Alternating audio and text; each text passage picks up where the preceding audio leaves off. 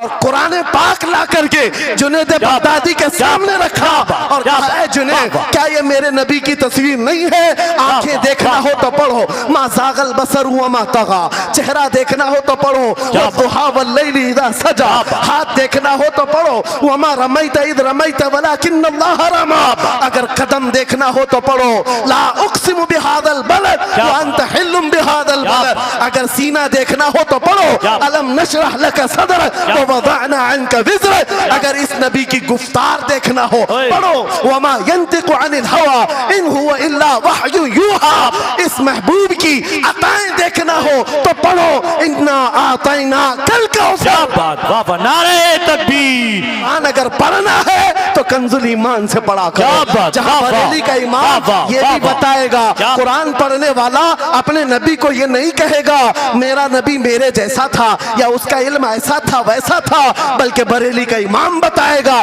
कुरान पढ़ने वाला अपने नबी को यूं कहेगा, सरवर कहूं के मालिक मौला कहूं तुझे, बागे खलील का गुले ज़ैबा कहूं तुझे, तेरे तो वस्फ है तनाही से है बरी, हैरान हूं मेरे शाह मैं क्या क्या कहूं तुझे, लेकिन रज़ा ने खत्म सुखन इस पे कर दिया, खालिक का बंदा खल्क का आका कहूं।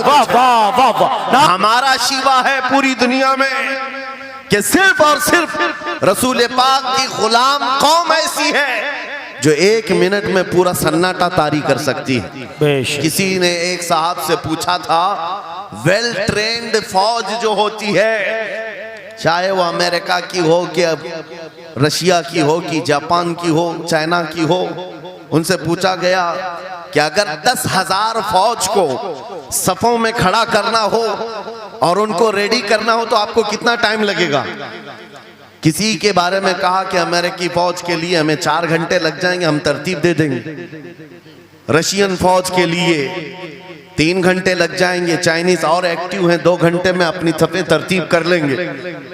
उस मुसलमान दानिश्वर ने कहा, अल्लाह का करोड़ों एहसान है, 1 लाख से ज्यादा का मजमा होता है हरम काबा में भी और हरम रसूल में भी। इमाम सिर्फ 1 मिनट में कहता है सफ़े दुरुस्त कर लो, किसी को डंडा मारने की जरूरत नहीं, सबकी सफ़े खुद दुरुस्त होती है। ये कौम है जो अपनी सफ़े खुद दुरुस्त करती है। मस्जिदों में, जुमा में, ईदगाह में जाकर कोई लकड़ी लेकर नहीं फिरता कि अपनी अपनी सफ़ें दुरुस्त कर लो। हर एक को इतना शऊर है कि अपनी सफ़ें कैसे दुरुस्त की जाती है। जब आपको अल्लाह ताला ने ये नेमत अता की है, मस्जिदों में सफ़ें दुरुस्त कर सकते हैं 1 मिनट के अंदर, ईदगाह में 1 मिनट में हमारी सब दुरुस्त हो सकती है। ऐ नौजवानों, दुनिया को ये बताओ, सिर्फ मस्जिद और ईदगाह नहीं, दुनिया के हर मैदान में हम अपनी सफ़ें दुरुस्त कर सकते हैं। सुभान अल्लाह, हर मैदान में हमारी सब दुरुस्त हो सकती है। ये अल्लाह की तरफ से दी हुई बहुत बड़ी नेमत है। बस अब मजमा जो खामोश है और मुतवज्जे है, अब मेरी बात को आगे मैं बढ़ाता हूँ, तवज्जो से सुने। कुरानी उलूम के मुताल्लिक आपके सामने चंद बातें रखूंगा, इसलिए कि मुझे कहा गया बड़ा पढ़ा लिखा मजमा है और मुसलमान के लिए पढ़ा लिखा होना बहुत लाजिम है, इसलिए कि जिहालत इस्लाम का अपोजिट है। जिहालत इस्लाम का अपोजिट है। आपको एक बात मैं बताऊं, जब भी कहा जाता है दौरे इस्लाम, यानी हुजूर सल्लल्लाहु अलैहि वसल्लम की आमद के बाद के हालात को दौरे इस्लाम कहते हैं, उससे पहले वाले जमाने को दौरे जिहालत कहते हैं। जबकि इस्लाम का अपोजिट तो कुफ्र होना चाहिए, कुफ्र होना चाहिए।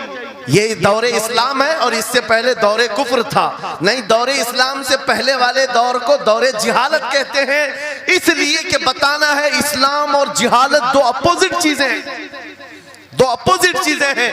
जाहिल हो और मुसलमान हो उसे ज़ेब नहीं देता। जिस कौम पर आने वाली किताब हिदायत का पहला लफ्ज इक़रा से शुरू होता है, इक़रा बिस्मि रब्बिकल्लज़ी खलक़, कुरान का पहला लफ्ज जो आया है वो किस नाम से आया? पढ़ो अपने रब के नाम से, पढ़ो अपने रब के नाम से। और इल्म नहीं है तो कुछ नहीं है तुम्हारे पास। इमाम गजाली तो फरमाते अन्नासु कुल्लुहुम मौता इल्लल उलमा, ये सारे इंसान मुर्दा हैं, जिंदा अगर कोई है तो इल्म वाला है, इल्म वाला जिंदा है। और जिहालत की तारीकियों में भटकने वाले की मिसाल ऐसी ही है जैसे अंधेरी कोठरी में बैठा हुआ है, कहीं रोशनी का आने का इंतजाम नहीं, उसके सामने हलवा रखो कि गोबर रखो, दोनों बराबर है। जाहिल आदमी के लिए ऐसा ही है, कभी उसका हाथ इसमें पड़ेगा, कभी उसका हाथ इसमें पड़ेगा।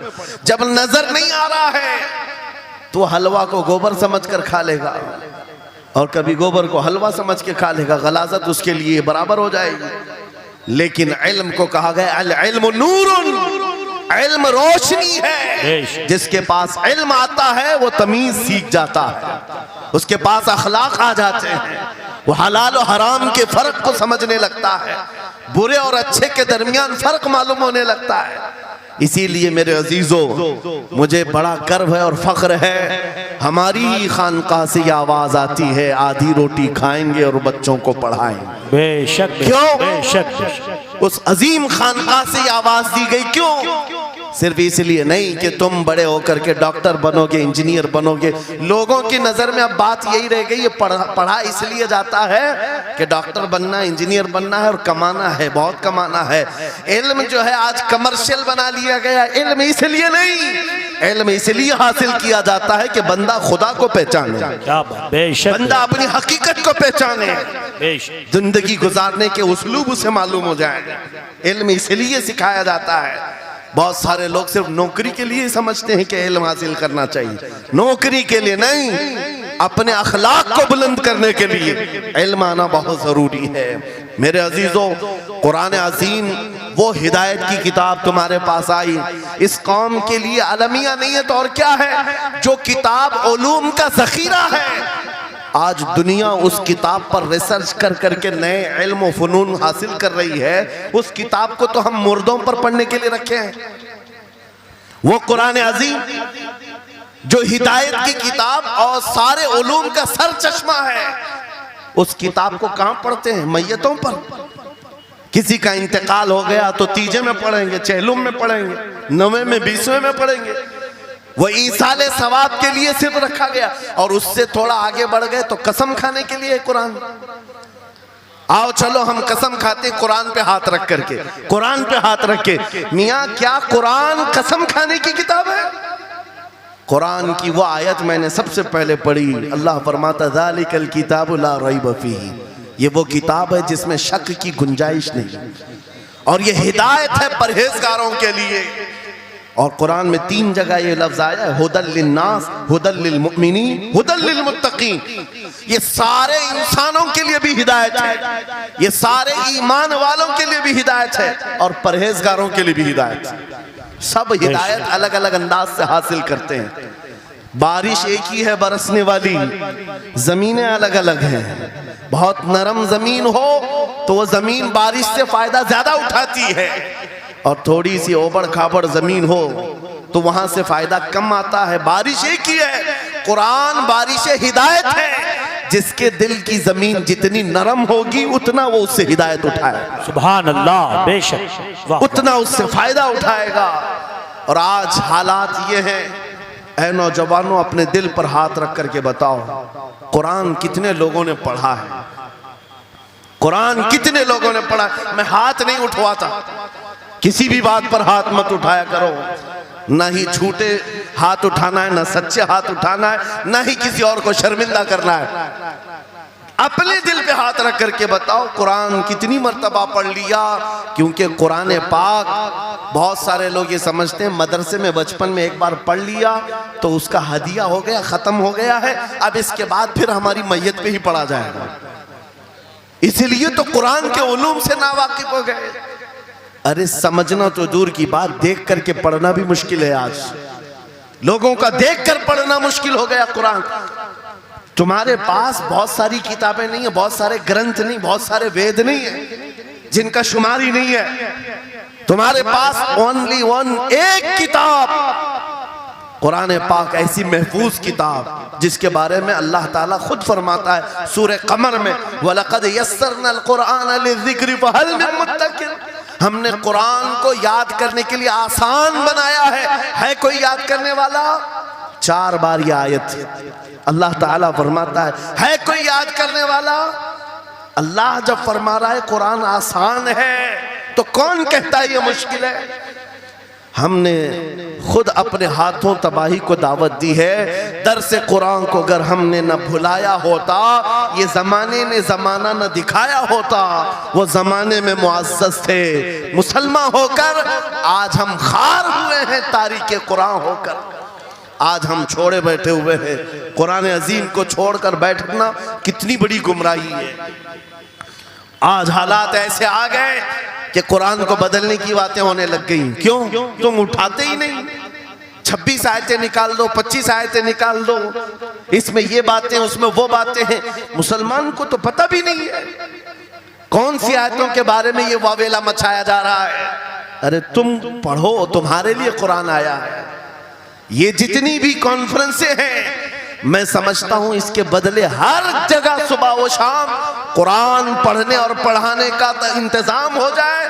इस तरह के हजारों जलसों से वो अफजल है। बेशक ये मैं नहीं कह रहा हूं, मेरे आका फरमाते हैं खैरुकुम मन तअल्लमल कुरान व अल्लमा। तुम में से सबसे बेहतरीन आदमी वो है जो कुरान सीखे और दूसरे को सिखाए। बेशक बेशक, सबसे बेहतरीन आदमी वो है कुरान को सीखे और दूसरे को सिखाए। आज नौजवानों के अंदर एक बड़ी तादाद मुझे देखने को मिलती है, उनको छोटी छोटी सूरतें भी नहीं मालूम, कुरान देख करके पढ़ना भी नहीं आता। बचपन में हमारे माँ बाप ने हमको सीने से लगा करके कुरान मदरसा भेजने की आदत डाली थी, और जब स्कूल जाते थे तो बस्ता पीछे लगा के जाते थे। पता होगा, स्कूल जाते हैं तो बस्ता पीछे रख के जाते हैं, और कुरान पढ़ने के लिए जाते हैं तो सीने से लगा के जाते हैं। यह हमेशा से एक रीत रिवाज चला, बुजुर्गों का डाला हुआ कि बेटा कुरान हमेशा आगे होगा। लेकिन शऊर आने के बाद तुमने कुरान को पीछे डाल दिया, पीछे को आगे कर दिया। कोई इल्म ऐसा नहीं जो कुरान में मौजूद नहीं, कोई इल्म ऐसा नहीं। वला रतबिन वला याबिसिन इल्ला फी किताबिन मुबीन। मेरा मौला फरमाता है कोई खुश्की और तरी की बात ऐसी नहीं जो हमने कुरान में ना बयान की। वनज़्ज़लना अलैकल कुरान तिबयानन लिकुल्लि शै। रब फरमाता है हमने कुरान में हर चीज का वाज़ेह बयान उतारा है तुम पर। और सैयदना अब्दुल्ला इब्न अब्बास मुफस्सिरीन के सरदार रसूल पाक सल्लल्लाहु ताला अलैहि वसल्लम के चचेरे भाई हजरत अब्दुल्ला बिन अब्बास कहते हैं लौ ज़ाअ ली इक़ालु बईरिन लवजदतुहु फी किताबिल्लाह। कहते हैं अगर मेरे ऊंट की नकील की रस्सी भी गुम हो जाए मैं उसको किताबुल्लाह कुरान में ढूंढ लूंगा। क्या बात, वाह वाह वाह वाह। मैं उसको कुरान में ढूंढ लूंगा। उनके पास उलूम कुरान थे। और आप क्या समझते हैं कुरान में क्या नहीं है? साइंस की वो इजादात को अगर आप लेकर के बैठे, मैंने अपना पूरा बयान रिकॉर्ड किया है 2 साल कबल ही। यहाँ वक्त की किल्लत है, मैं आपके सामने अर्ज करता हूँ 16वीं सदी के बाद या 18वीं सदी के बाद साइंस की तरक्कियात ने अपना पैर जमाना शुरू किया है इस रुए जमीन पर। जबकि मेरे मुस्तफ़ा करीम सल्लल्लाहु ताला अलैहि वसल्लम की जुबान अक़दस से निकले हुए कलमात जो कुरान में मौजूद हैं, उठाओ और मैं बताता हूँ हर चीज का इल्म कुरान में मौजूद है। जब कोई सोनोग्राफी का इंतजाम नहीं था, ना सिटी स्कैन हो सकता था, ना एक्सरे का कोई इल्म किसी के पास था, उस वक्त कुरान कह रहा है एम्ब्रियोलॉजी के बारे में। क्या बात, एम्ब्रियोलॉजी क्या है? बच्चा पैदा होने की जो उसके नशो नुमा की जो मुद्दत होती है, किस तरह पेट में बच्चे की तख्लीक होती है। कुरान में मौला फरमाता है थुम्मा जअलनाहु नुतफतन फी क़रारिन मकीन थुम्मा खलक़नल नुतफता अलक़तन फ़खलक़नल अलक़ता मुदग़तन फ़खलक़नल मुदग़ता इज़ामन फ़कसौनल इज़ाम लहमा थुम्मा अंशअनाहु ख़ल्क़न आख़र फ़तबारकल्लाहु अहसनुल ख़ालिक़ीन। मौला फरमाता है हमने नुतफे से अलक़ा बनाया। नुतफा क्या है? स्पर्म का वो एक कतरा जो मर्द के जरिए से औरत के रहम में जाता है, उसके बच्चे की थैली में जाता है, एक नुतफा, एक बूंद, जिसको नुतफा कहा गया है। मौला फरमाता है हमने नुतफे से अलका बनाया। अलका किसको कहते हैं? साइंस में पढ़ने वाले अगर स्टूडेंट्स हो तो समझ जाएंगे। अगर कोई मेडिकल साइंस का कोई स्टूडेंट है तो उसे मालूम होना चाहिए एम्ब्रियोलॉजी में चिपचिपा हुआ च्युइंगम जो होता है उसको अलका कहते हैं अरबी में। और आज साइंस ये कहती है कि पहले बाप के नुत्फे के एक कतरे से एक छोटा सा खून का टुकड़ा बनता है जो चिपचिपा होता है, फिर उसके बाद एक गोश्त का टुकड़ा होता है, फिर उसके बाद उसमें हड्डियां बनती हैं, फिर उसके बाद उस पर चमड़ियां आती हैं, फिर उसके बाद उसकी आंखें, सारी चीजें बन जाती हैं। ये प्रोसेस है 9 महीने माँ के पेट में, और हर एक के वीक्स गिने हुए हैं। फर्स्ट वीक में क्या होता है, सेकेंड वीक में क्या होता है, थर्ड वीक में क्या होता है, एम्ब्रियोलॉजी का पूरा इल्म है। साइंस आज 21वीं सदी में इस एम्ब्रियोलॉजी को तुम्हारे सामने ला रही है। अरबों के उस दौर की बात कर रहा हूं जहां लोगों को घर बनाने का इल्म नहीं था, और कुरान माँ के पेट में पैदा होने वाले बच्चे की तख्लीकात बयान कर रहा है। नारे तकबीर, नारे रिसालत, फैज़ाने कुरान मुक़द्दस, फैज़ाने शेखुल मशाइख, नारे तकबीर, नारे रिसालत। वाह वाह। मशहूर साइंसदान है फ्रैंक प्रेस नाम से, जिसने ये थ्योरी दुनिया को बताई कि अर्दियात, जमीन के अंदर जो वसात हो रही है, और उसके बाद उसने कहा था, फ्रैंक प्रेस नाम का अंग्रेज मौर्रिख और अंग्रेज साइंसदान ने कहता है, जमीन जो है पानी के ऊपर है, और ऐसे ही पानी के ऊपर कोई चादर बिछा दी जाए तो कभी चादर इधर हो सकती, कभी उधर हो सकती है। इस चादर को मजबूत रखने के लिए इस पर पहाड़ों का होना बहुत जरूरी है। ये 19वीं सदी में फ्रैंक प्रेस कह रहा है, और मेरा मौला कुरान में फरमाता है, अल्लाह ताला फरमाता है, वल जिबाल औतादा, हमने पहाड़ों को मेख बना करके जमीन पर गाड़ा। क्या बात, वाह वाह, बेशक बेशक। ये जमीन को हिलने नहीं देते पहाड़। अर्दियात का इल्म, एस्ट्रोनॉमी के बारे में, एस्ट्रोलॉजी के बारे में कुरान में मौजूद उलूम आप पढ़ो। जूलॉजी के बारे में, जानवरों के उलूम के बारे में कुरान में पढ़ो। रब ताला परिंदों के उन अशकाल के बारे में बयान फरमा रहा है, ये झुंड के झुंड जाते हैं, जमात की जमात होती हैं। चूंटियों के बारे में पूरी सूरह मौजूद है, इनके खाना तकसीम करने का तरीका क्या है, इनके एक दूसरे को पुकारने का तरीका क्या है, इनमें जब एक चूंटी मर जाती है तो उसको दफनाने का तरीका क्या है। ये कौन बयान कर रहा है? ये कुरान बयान कर रहा है, कुरान पाक बयान कर रहा है।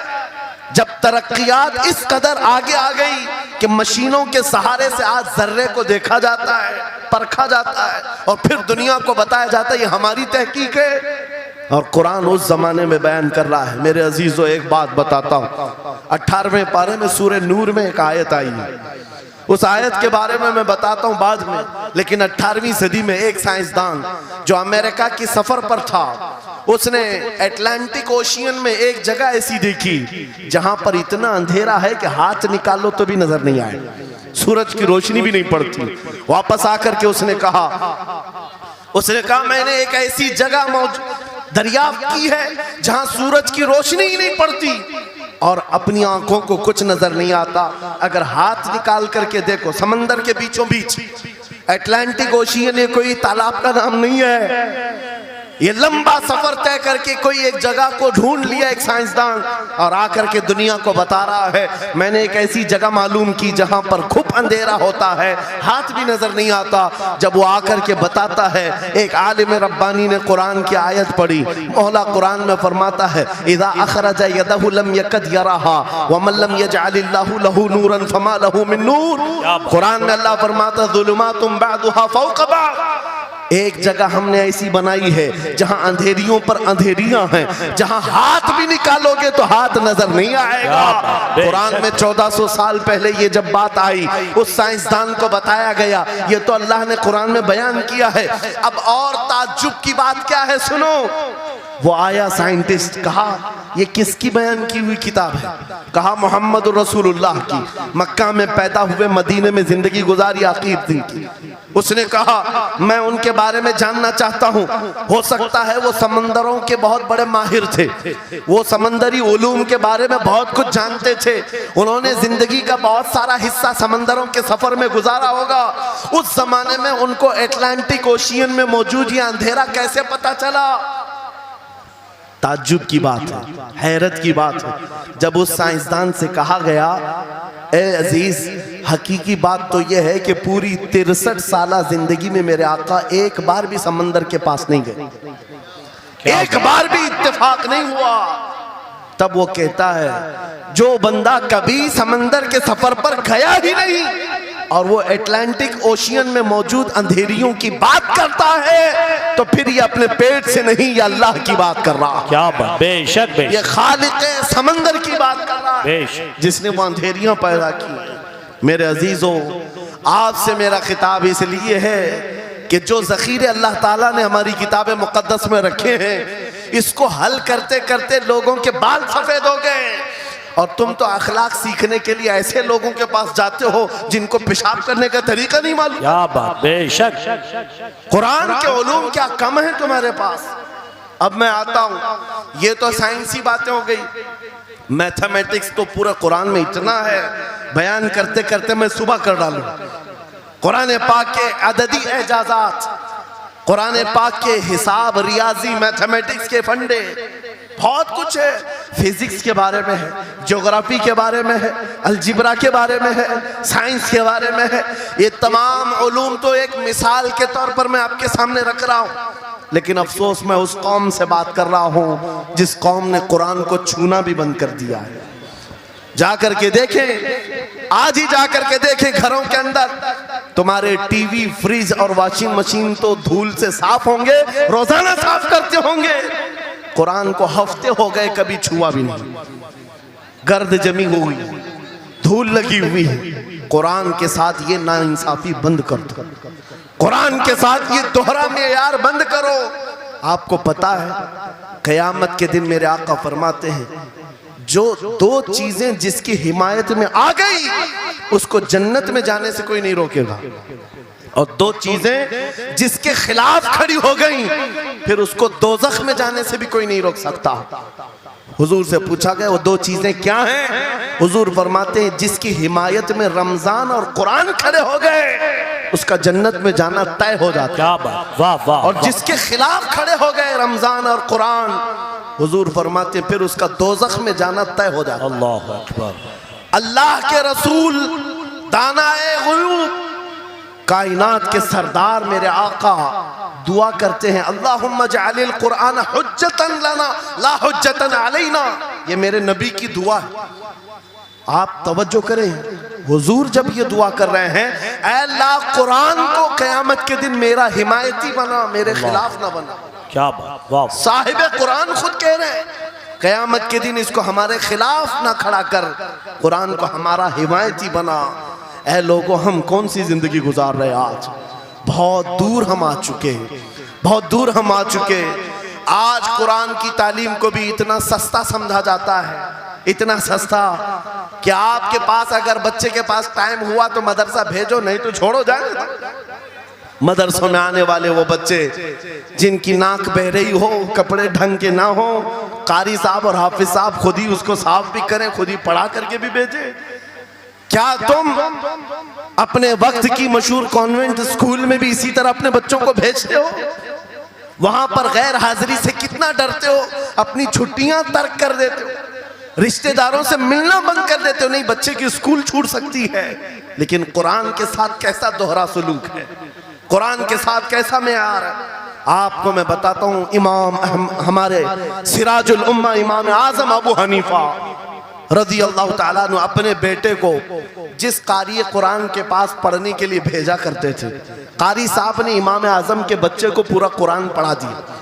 नाजरा कुरान की बात कर रहा हूँ। जब पूरा कुरान बच्चे ने पढ़ लिया तो इमाम आजम अबू हनीफा को ये मुबारकबादी दी गई कि आपका बच्चा पूरा कुरान पढ़ चुका है हाफिज साहब के पास। तो हाँ, इमाम आजम बड़े ताजिर थे अपने ज़माने के। उन्होंने क्या किया, उस कारी साहब को 4 लाख दिरहम नजराने में भेजा। सुभान अल्लाह। कितना? 4 लाख दिरहम चांदी के सिक्के होते थे। इमाम आजम अबू हनीफा ने जैसे ही कारी साहब के पास जो कुरान पढ़ाए थे ये नजराना भेजा, उनके पास ये नजराना पहुंचा। 4 लाख तो छोड़ो, आज के ज़माने में 4000 भी किसी को देता नहीं। हाफिज कुरान अगर किसी बच्चे को पढ़ाया है, और मैं मांग भी नहीं रहा हूं कौम से, इमाम आजम की बात बता रहा हूं। जब नजराना कारी साहब को पहुंचा, उन्होंने देखा 4 लाख दिरहम मेरे पास आए, इतनी बड़ी रकम। बच्चे को खाली कुरान ही पढ़ाया था, दौड़े दौड़े वापस इमाम आजम अबू हनीफा के दौलत कदे पर आ गए। घर पर आए, कहा हुजूर आपसे मैं ये पूछना चाहता हूँ कि गलती से तो ये रकम मेरे पास नहीं आ गई, ये किस लिए दी गई है? कहा कि ये तो आपने कुरान बच्चे को पढ़ाया, मैंने हदियतन भेजा है। कहा हुजूर सिर्फ नाजरा कुरान ही तो पढ़ाया, इतनी बड़ी रकम? इमाम आजम अबू हनीफा ने कहा कारी साहब आज चले जाओ, और अपने बेटे को बुलाया, इधर आ बेटा, कल से इस हाफिज के पास पढ़ने के लिए तू हरगिज नहीं जाएगा, कल से इसके पास तू इल्म हासिल करने नहीं जाएगा। बच्चे ने पूछा हुजूर क्या हो गया? कहा जो बंदा मेरे 4 लाख दिरहम को कुरान से बड़ा समझता है, मैं उसके पास अपने बेटे को नहीं पढ़ा सकता। मैंने तो कुरान का एक हर्फ की कीमत नहीं अदा की, उसने कुरान के ऊपर मेरी रकम को समझ लिया। आज हमने कुरान को कहां समझ लिया है? वो इमाम आजम अबू हनीफा फरमाते हैं जो कुरान से ज्यादा माल को अहमियत देता है उसके पास बच्चों को पढ़ाओ भी मत, ना पढ़ाओ। अजीजा ने गिरामी वक़ार, हमारा ये दोहरा सलूक, हमारा ये दोहरा मेयार कुरान के साथ जो हमारी नाइंसाफी है, हमें अखलाकी पस्ती में लाकर खड़ा कर चुकी है, अखलाकी पस्ती में लाकर खड़ा कर चुकी है। अरे हम देख रहे हैं आयरा गैरा नत्तू खेरा हमें सिखाने आ रहा है, बढ़ाने आ रहा है कि तुम्हें डेवलपमेंट के बहुत सारी चीजें बताई जाती हैं कि तुम्हारी पर्सनालिटी डेवलपमेंट क्या होती है। अलीगढ़ वाले तो नौजवान बहुत सारे जो स्टूडेंट्स हैं जानते होंगे, बीए कर लिया, एमए कर लिया, बीकॉम कर लिया या कुछ भी कर लिया, डिग्री हासिल कर लिया। बड़ी बड़ी कंपनियां आज पूछती हैं कि इसके पास पर्सनालिटी डेवलपमेंट है या नहीं। ये क्या है पर्सनालिटी डेवलपमेंट? कुछ बड़े बड़े शहरों के नौजवान हमारे पास आए थे, कहा हम कोर्स कर रहे हैं। कहा मैंने पूछा इसमें होता क्या है? कहा इसमें सिखाया जाता है बैठना कैसा है, लोगों से मिलना कैसे है, खाने के लिए बैठे तो चम्मच कहाँ रखना है, बर्तन कहाँ रखना है, लोगों से हैंडशेक कैसे करना है, ये सारी चीजें सिखाई जाती हैं। मैं नौजवानों से पूछा कि अच्छा कितने महीने का? कहा कहीं 6 महीने का, कहीं साल भर का। कहा अफसोस है उस कौम पर जिसका रसूल आया था ये कहते हुए बुइस्तु लिउतम्मिम मकारिमल अखलाक, मैं सबसे बुलंद अखलाक सिखाने के लिए दुनिया में आया हूँ। उस रसूल की उम्मत आज ऐसे लोगों के पास अखलाक सीखने जा रही है जिसको हलाल और हराम की तमीज नहीं, जिसको खड़े होकर पेशाब करने में फख्र लगता हो, उसके पास तो ये अखलाक सीखने जा रहे हैं, पर्सनैलिटी डेवलपमेंट सीखने जा रहे हैं। और मैं तुम्हें बताता हूं कुरानी अखलाक क्या है। मौला करीम ने अपने हबीब को जो बयान किया है, सूरे लुकमान उठाओ, बाप अपने बेटे को नसीहत क्या क्या करता है, अगर 3 आयतें भी पढ़ लो तुम्हारी जिंदगी सुधर जाएगी। लुकमान हकीम अपने बेटे से कहते हैं या बुनैया अक़िमिस सलात वअमुर बिल मारूफ वन्हा अनिल मुनकर वस्बिर अला मा असाबक, ऐ बेटा नमाज पढ़ा कर, बुराइयों से बचा कर, अच्छाइयों की बात कर, जो मुसीबत आए उस पर सब्र कर। ये सिर्फ जुमले नहीं है, ये जुमले नहीं है। लुकमान हकीम ने अपने बेटे को जो डराया था, कुरान कहता है या बुनैया इन्नहा इन तकु मिस्काल हब्बतिन मिन खरदलिन फतकुन फी सखरतिन औ फी समाई औ फिल अर्दी याति बिहा अल्लाह। आज हर बाप को चाहिए कि ये नसीहत अपने बेटे को करे। क्या बात, हर बाप अपने बच्चे को ये बात बताए, सुनो क्या लुकमान कहते हैं, बेटा बुराई अगर तूने कर लिया, ये मत समझना कि मैं रात के अंधेरे में छुप कर लिया। आज तुम्हारे हाथ में मोबाइल गुनाहों का अड्डा बन करके आया है। सिर्फ एक टच स्क्रीन पर सारी दुनिया तुम्हारे सामने नंगी नाचती हुई नजर आती है। कितने नौजवानों ने अपने अखलाक का कत्ल कर लिया है, उनकी आंखें हया से नापाक हो गई हैं। कितने लोगों ने अपना नूर ईमान बेच दिया मोबाइल की स्क्रीन पर चलने वाली इन बेहया तस्वीरों पर। कितने तो फरेफ्ता हो गए, कितने जवानी बर्बाद कर चुके। तुम क्या समझते हो? मेरे अजीजों, एक जवान ने मुझे बताया था, रात के वक्त मैं तन्हा मोबाइल लेकर बैठा था, अचानक पर्दा हिला तो डर लगा, जल्दी से स्क्रीन ऑफ किया, बैठा। मुझे लगा माँ आई होगी, बाप आया हो, कोई आया होगा, लेकिन कोई नहीं। पर्दा हिला, एक बिल्ली आई थी, इससे भी डर लग गया। मैंने कहा पर्दे के हिलने से इतना डर है कि कोई आ जाए, तेरा ईमान कहां गया? वो मौला कहता है यअलमु खाइनतल अयुनि व मा तुख्फी सुदूर। वो रब तुम्हारे दिलों में गुजरने वाले हालात को भी देख रहा है, बेशक तुम्हारी आंखों की खयानत को भी वो देख रहा है। जब तुम्हारा यकीन ही खत्म हो गया तो क्या करोगे? इसीलिए अरबी का मशहूर मकौला है, इदा लम तस्तही फफ़अल मा शिअत वस्ना मा शिअत। जब तुम्हारे अंदर से हया निकल जाए तो जो चाहे करो, जो चाहे कर लो।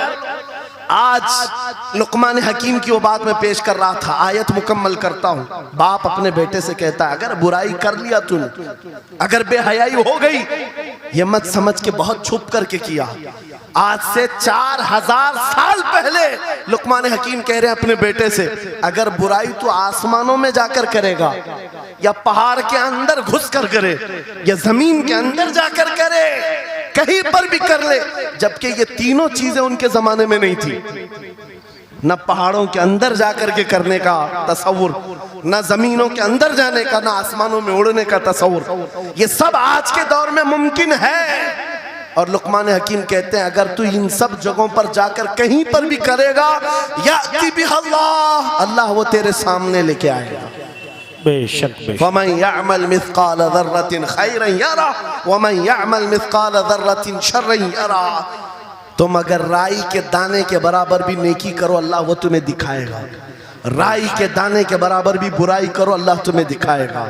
अखलाक सीखने के लिए दूसरी जगह जाते हो, अगर ये फार्मूला किसी को याद हो जाए, मैं कहता हूं सारे सीसीटीवी कैमरे बंद हो जाएं। इस बंदे को कोई बहका नहीं सकता, जिसके दिल में सिर्फ इतना ख्याल है कि मेरा मौला मुझे देख रहा है, बेशक बेशक मेरा रब मुझे देख रहा है।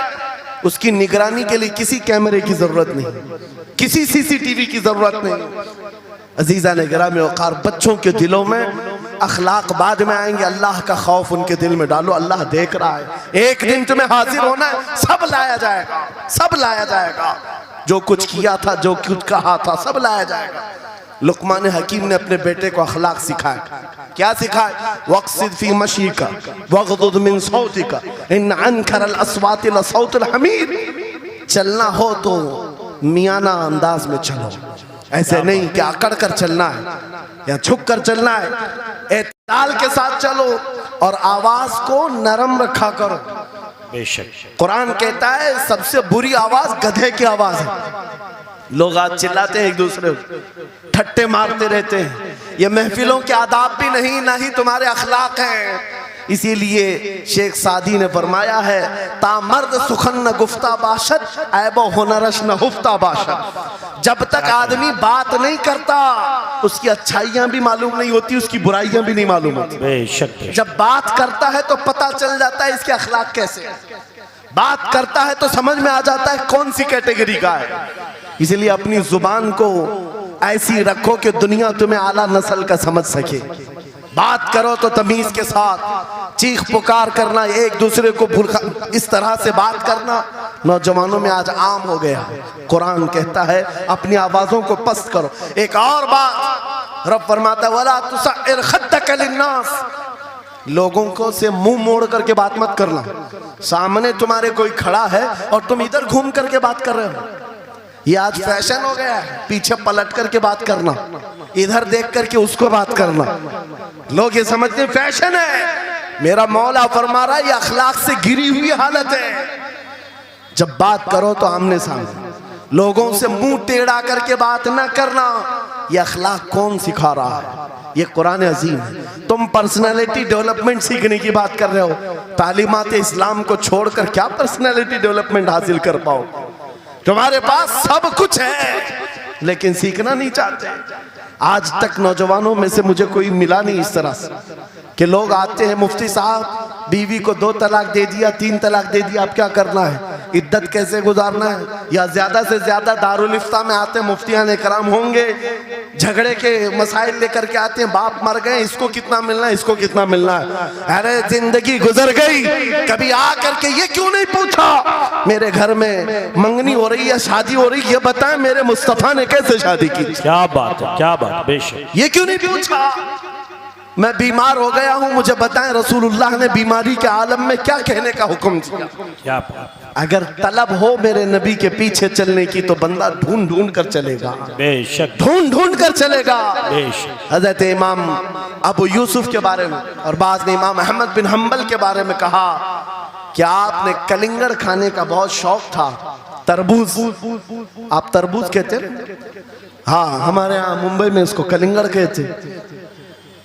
और उन्होंने ये कहा कि ये सुन्नत भी है। मुझे रिवायत मिली है कि हुजूर ने भी खाया लेकिन जिंदगी भर खाए नहीं। मुरीदीन ने पूछा कि हुजूर जब सुन्नत भी है और आपको शौक भी है, खाते क्यों नहीं?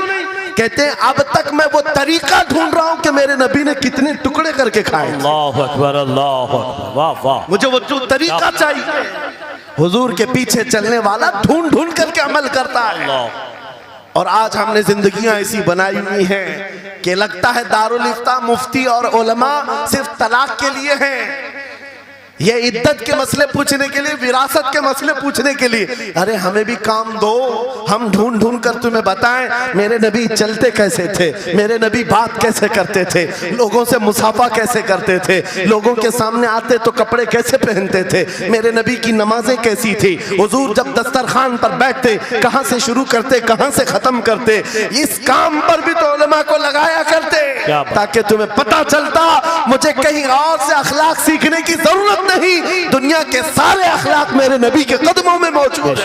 नारे तकबीर, नारे रिसालत, फैज़ाने खानकाए बरकत, फैज़ाने खानकाए बरकत, शेरे रज़ा, शेरे रज़ा, फैज़ाने शेखुल मशाइख, नारे तकबीर, नारे रिसालत।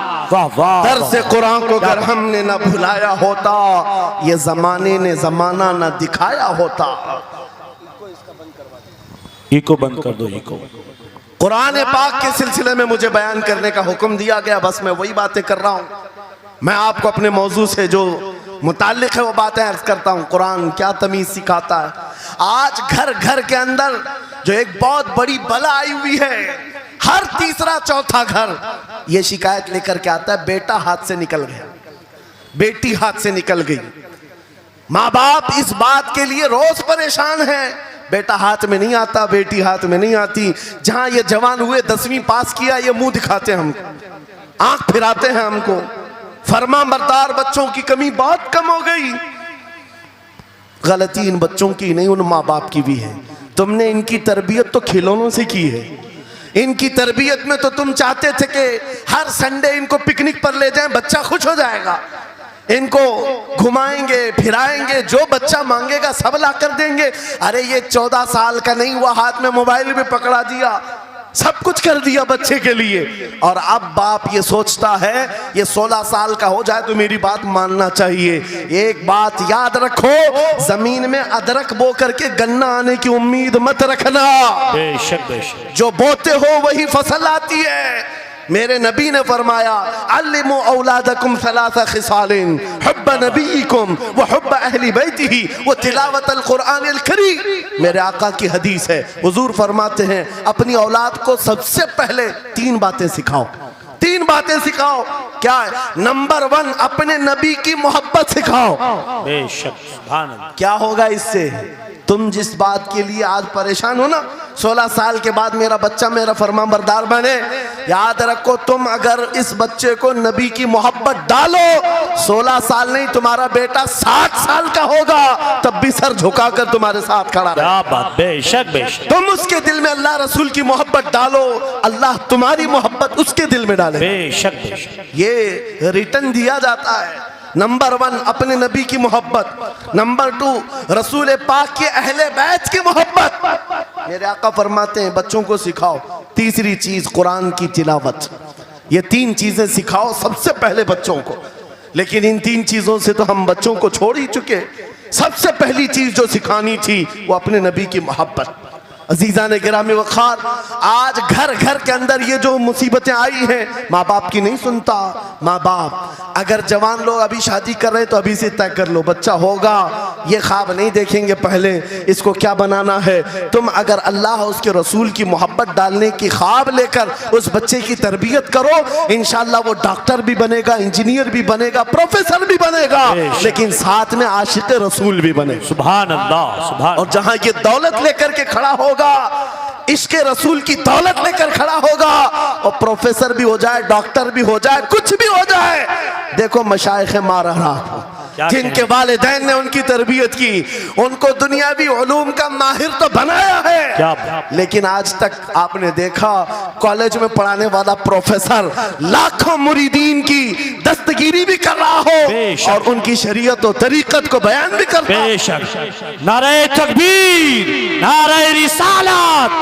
फैज़ाने हसनुल उलमा, फैज़ाने हसनुल उलमा, तालीम कॉन्फ्रेंस के लिए, वाह वाह वाह, तालीमात इस्लाम के लिए ये घराना आइडियल है। मैं मुबालगा आराई नहीं कर रहा हूं, मुबालगा आराई नहीं कर रहा हूं। जहां पर एक बेटे को बाप ने वक्त का एक बड़ा प्रोफेसर बनाया तुम्हारे इसी शहर का, दूसरा बेटा अगर इनकम टैक्स का चीफ बन चुका हो, क्या बात, तीसरा अगर पुलिस की डिपार्टमेंट में डीआईजी या बड़े ओहदे पर पहुंचा हो, लेकिन हमने हर एक को देखा, चाहे ये दुनिया के किसी मकाम पर जाएं, जब ये अपने असलाफ की बारगाह में आते हैं तो सर झुकाए हुए शरीयत के तरीकत के संगम नजर आते। क्या बात, बेशक बेशक। इसलिए कि इनकी तरबियत सिर्फ और सिर्फ ट्यूशन के बहाने नहीं छोड़ दी गई थी, क्या कहने, लोगों की गोद में डालकर। जैसे आज लोगों को लगता है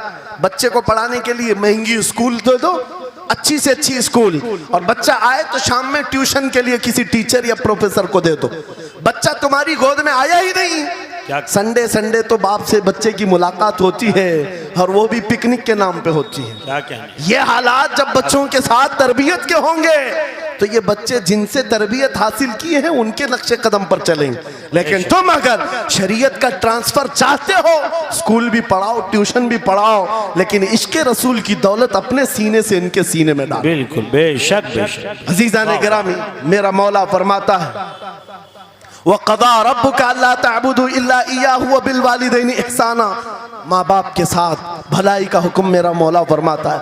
रब ने तुम्हारे फैसला किया है अल्लाह के सिवा किसी की इबादत ना करो, वालिदैन के साथ अच्छा सलूक करो।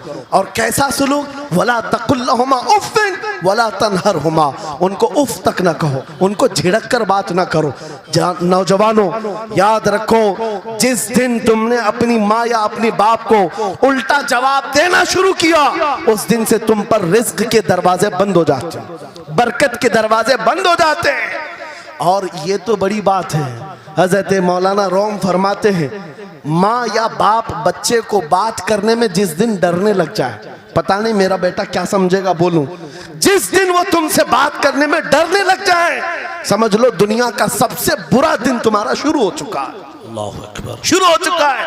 होना तो ये चाहिए कि तुम्हारी जवानी नहीं, तुम्हारी उम्र बीतने को आ गई, अगर माँ बाप को अल्लाह ने सलामत रखा, चाहे वो बूढ़े बिस्तर मर्ज पर हो, उस वक्त भी अदब के बाजू फैलाए हुए हो, अदब के बाजू।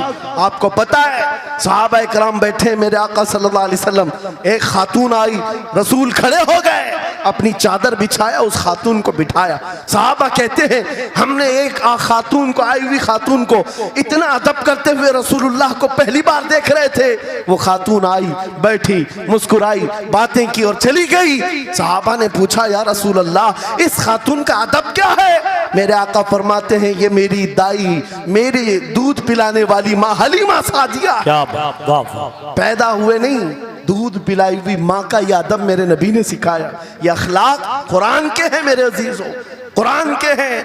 याद रखो नौजवानों, इन बूढ़े माँ बाप को आज जितने लोगों ने तरसाया है और उन्हें घुट घुट कर जीने पर मजबूर किया है, वो आज की रात तौबा करके जाएं, तौबा करके जाएं, मुसाफा करें, उनके हाथ चूमें। ये तुमसे क्या तमन्ना रखते हैं? बस इतनी कि तुम अपने पैरों पे खड़े हो जाओ, ढंग का कमाना सीख जाओ। नौजवान को इनका डांटना बुरा लगने लगता है, माँ बार बार चिल्लाती है, बाप बार बार डांटता है, घर छोड़कर भाग गया। फिर उसके बाद याद रखो अल्लाह ताला ऐसे जूतों पर तुम्हें डाल देता है जो तुम्हारी हैसियत के भी नहीं होते, कमतर लोग तुम्हें हाँकते रहते हैं। इससे बेहतर है हमें पैदा की हुई माँ, हमें दूध पिलाई हुई माँ अगर डांटती है, कोसती है, मारती है, ये नेमत है। बेशक। एक नौजवान के बारे में मैं अक्सर कहा करता, हमारे साउथ का था, बड़ा बिगड़ा हुआ। माँ मेरे पास आई थी, कह रही थी इसको समझा ले, मैं बेवा हूं, इसका बाप बचपन में मर गया, ये बच्चा 2 साल का था, मेरा शोहर मर गया, मैं घरों की पतीलियां मांझ करके इस बच्चे को बड़ा की हूं, लेकिन आज ये औबाश बन गया है। बदमाशों की दोस्ती। मैंने उस नौजवान को बुलाया था, अपने करीब किया, समझाया, अल्लाह ने उसको समझ दे दी। वो लड़का थोड़ा बहुत सीधे रास्ते पर आया और बेंगलुरु गया था कमाने के लिए। मैंने कहा नौकरी कर, तेरी माँ कुछ नहीं चाहती, वो जिंदगी तो गुजार चुकी, अपने हाथों से कमाई है, बस ये चाहती है कि तेरी कमाई का एक लुकमा खा ले। ऐ नौजवान, क्या अपनी माँ को इतना भी सुख नहीं देना चाहता? गया था कमाने के लिए। मेरे अजीजों, आज भी वो मौजूद है, आज भी है। वो कमाया, महीना भर गुजरा था या 2 महीने, अपनी तनख्वाह लेकर के वतन वापस आया। अपने घर के पास जिस दिन वो पहुंचा था, घर के बाहर बहुत भीड़ जमी थी। लोगों से पूछा उसने तो पता चला उसकी माँ आज ही सुबह इंतकाल की। अल्लाहु अकबर। वो पैसों की गड्डी ला करके जो कमाया था 1 महीने 2 महीने की तनख्वाह माँ के कदमों में रख दिया। बहुत रोया। ये बात मैं तकरीरों में इसलिए कहता हूँ, उसने कई बार कहा मुफ्ती साहब नौजवानों को सिर्फ इतनी बात कहें, मैं इस अजाब में रोज मरता हूँ। मेरी माँ जिंदगी भर लोगों के जूठे मांझ करके मुझे खिलाती रही और मैं एक लुकमा मेरी माँ को खिला ना सका। जिस दिन मैं लाया था पैसे, ये तो दुनिया से चल पड़ी। मुझे आज रोज इस बात का गम सताता है। आप नौजवानों से खिताब करते हैं, कम से कम इनसे कह दें कि तुम्हारे माँ बाप जिंदा हैं, होश में आ जाओ, अपने हाथों से उनको खिला तो सको, उनके हाथ पकड़कर चला तो सको। इसलिए कि दुनिया की अजीम नेमत है, जिसका बाप जिंदा है, जिसकी माँ जिंदा है, उसके हक में वो दुआ कर ले। मेरे आका फरमाते हैं नबियों की दुआ उम्मत के बराबर जो होती है, वो बाप की दुआ बेटे के बराबर होती है। आज मैं गुफ्तगू समेटता हूँ, ख़त्म कर देता हूँ, इसलिए कि अखलाक इस्लाम बहुत वसी मौजू है, बहुत वसी मौजू है। लेकिन आपके लिए सिर्फ इतनी बात काफ़ी है कि कुरान को छोड़ करके अगर दूसरी जगह सीखने जाओगे तो मारे मारे फिरोगे। आज वापस आ जाओ उसी कुरान पर जिसको मेरे आका ने हमारे उरूज का जरिया बनाया है, हमारी तरक्की का रास्ता बनाया है। जानते हो जब दुनिया के पास पार्लियामेंट नहीं थी, चलाने के लिए उसूल नहीं थे, पूरी दुनिया को कुरान ने उसूल बताए हैं, कानून बताए हैं। इस एक कुरान से फ़िक़्ह हनफी मिला, फ़िक़्ह शाफ़ई मिला, फ़िक़्ह हम्बली मिला, फ़िक़्ह मालिकी मिला। ये तो 4 मैंने नमूने बताए, 1 2 नहीं 18 फ़िक़्ह की तदवीना पूरी दुनिया में मौजूद है। इस कुरान पर लिखी जाने वाली तफसीरों की तादाद पूरी दुनिया की किताबों से सबसे ज्यादा है। 700 तफसीरों के नाम मेरे पास मौजूद है। हर तरह से अलग अलग तफसीर की गई है, दुनिया की मुख्तलिफ जुबानों में इसके तर्जुमे किए गए। वो एक कुरान ऐसा है जो आज भी बबांगे दुहल पूरी दुनिया को चैलेंज कर रहा है। अगर तुम अल्लाह की बात को झूठा मानते हो, कुरान की तरह एक आयत ला करके बता दो, एक सूरत ला करके बना दो। आज दुनिया तरक्की बहुत कर चुकी होगी, टेक्नोलॉजी पर ये पाबंदे सलासिल कर चुकी और चांद पर कमंदे डाल चुकी, सूरज की शुआओं को कैद करके करंट बना दिया हो, सयाल मादे से दुनिया ने केमिकल बना दिया, सब बना दिया। लेकिन एक बात तय है, पूरे इंसान मिल जाएं, पूरे जिन्नात मिल जाएं,